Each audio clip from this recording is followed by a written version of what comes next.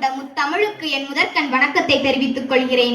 இங்கு அமர்ந்திருக்கும் தலைமை ஆசிரியர் அவர்களுக்கும் ஆசிரியர் பெருமக்களுக்கும் மாணவ மாணவிகளுக்கும் என்னுடைய மாலை வணக்கத்தை தெரிவித்துக் கொள்கிறேன்.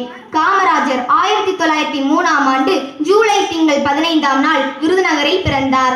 குமாரசாமி நாடாருக்கும் சிவகாமி அம்மையாருக்கும் மகனாக பிறந்தார்.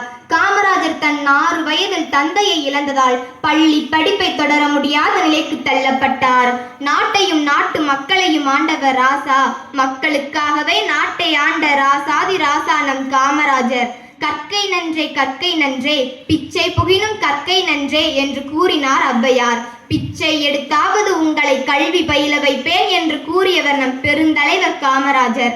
காமராஜர் தமிழ்நாட்டின் முன்னாள் முதலமைச்சர். அவர் கல்வி தந்தை என்று அன்புடன் அழைப்பார்கள். காமராஜர் காலத்திலேயே பல புதிய பள்ளிகள் திறக்கப்பட்டன. அவரை கர்ம வீரர் காமராஜர் எனவும் அழைப்பார்கள். ஏழை எளிய குழந்தைகள் பள்ளிகளுக்கு வர மதிய உணவு திட்டத்தை கொண்டு வந்தார். கல்விதான் நாட்டையும் மக்களையும் மேன்மையடைய செய்யும் என்று நம்பிய காமராஜர் அவருக்கு முந்தைய ஆட்சியில் மூடப்பட்ட 6000 பள்ளிகளை மீண்டும் திறந்து வைத்தார். ஆயுதம் செய்வோம், நல்ல காகிதம் செய்வோம், கல்வி சாலைகள் அமைப்போம் என்ற பாரதியின் வரிகளுக்கேற்ப காமராஜர் மேலும் 17000 பள்ளிகளை திறந்தார். வீடுதோறும் 2 பள்ளி, நாடு முற்றிலும் பல பல பள்ளிகள், தேடு கல்வி இல்லாத தொரூரை தீயினும் இரையாக மடுத்தல் என்ற வரிகளுக்கேற்ப காமராஜர் முதலமைச்சராக இருந்தபோது 471 உயர்நிலை பள்ளிகள் 1361 உயர்நிலை பள்ளிகளாக உயர்ந்துள்ளது.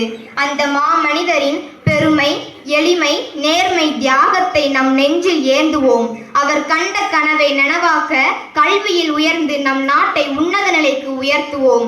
தனக்கென ஏதும் சேர்க்காமல் தமிழர்களுக்காய் தேய்ந்த உத்தமரே, பள்ளிமணி ஓசையில் இன்றும் வாழும் ஜீவனே, தலைமுறைகள் கடந்தும் தலைவராய் வாழும் பெருந்தலைவர் காமராஜர் வாழ்க வாழ்கவே. இந்த உன்னதமான மேடையில் எனக்கு பேச வாய்ப்பளித்தமைக்கு நன்றி கூறி விடைபெறுகிறேன். நன்றி, வணக்கம்.